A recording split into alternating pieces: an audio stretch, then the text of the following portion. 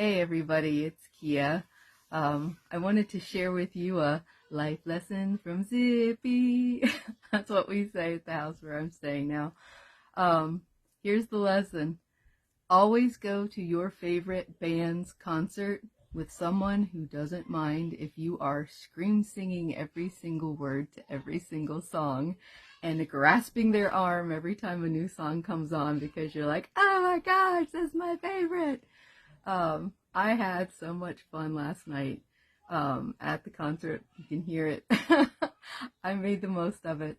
And I think it was the best time I've ever had going to a 21 Pilots concert. And I'll tell you, I almost missed out on that opportunity because the person I went with, who was my buddy, my pal, my friend, and I have been having this like constant miscommunication, misunderstanding between us that, you know, we were passing ships, you know. I have been in a healing process from the trauma that I've gone through from my ex. And so I've been retreating a lot in order to do this, you know, this work. And they perceived that as a rejection of them and started to pull back from me, which I perceived as a rejection of me. And we just didn't understand what was going on between the two of us. And we almost missed out on a really amazing experience. And so I guess I offer this up because how many times do we have these kinds of situations where we perceive someone's actions or behaviors as, you know, hurting us or intending something that they're not? And it's really important for us to clarify another person's expectation because, you know, the end result is we both just missed each other and we wanted to hang out, but we weren't really sure how to reconnect.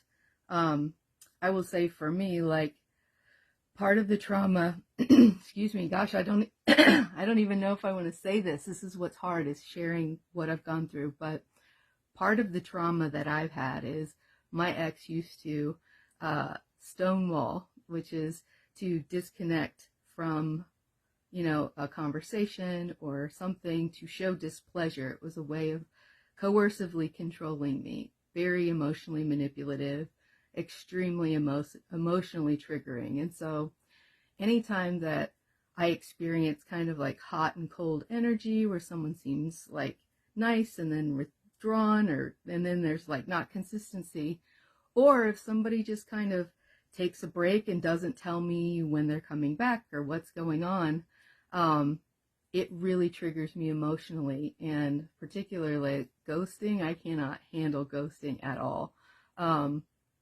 So I will retreat, I will disconnect. And I think that's really kind of an important thing for me going forward, because being in the relationship I was in, I had someone who would say all the right things, but do something very different. And so I am very aware of watching for people's behaviors. And if they don't match what I think should be happening, I have to take a step back to protect myself. And I see this now as this dynamic between me and my friend. And I know it's going to be a challenge because, you know, that it's important for me to insist on better behavior from people, but it's also, you know, what happens if someone's not intending something to hurt my feelings, but I'm overly reactive to that because of my trauma. So this, my friends, is why shadow work is really important. This is why it's important to get in touch with your feelings, to actually acknowledge where you are feeling vulnerable, where you are feeling triggered, where you're feeling sensitive, because then it gives you the opportunity to look at your interactions with other people from a different perspective. And it might just save you from missing out on a really amazing friendship, relationship, partnership, in business even. So take what resonates, but, you know, I don't want you guys to go through life and miss out on an awesome experience because of a miscommunication. So if there's someone that you feel like you need to reach out to or you want some clarification with, I'd say go for it and ask, because if you find out they don't want to be in your life, guess what? They are making room for someone even better for you. But they actually might be the person that's supposed to be in your life, and it's just not happening because you crossing, your ship's passing in the night. So, I hope this helps. If you guys ever get a chance to see 21 Pilots in concert, go do it. And if you're near me, I will go with you and we will scream sing all the lyrics to all the songs. So I hope you have a great day.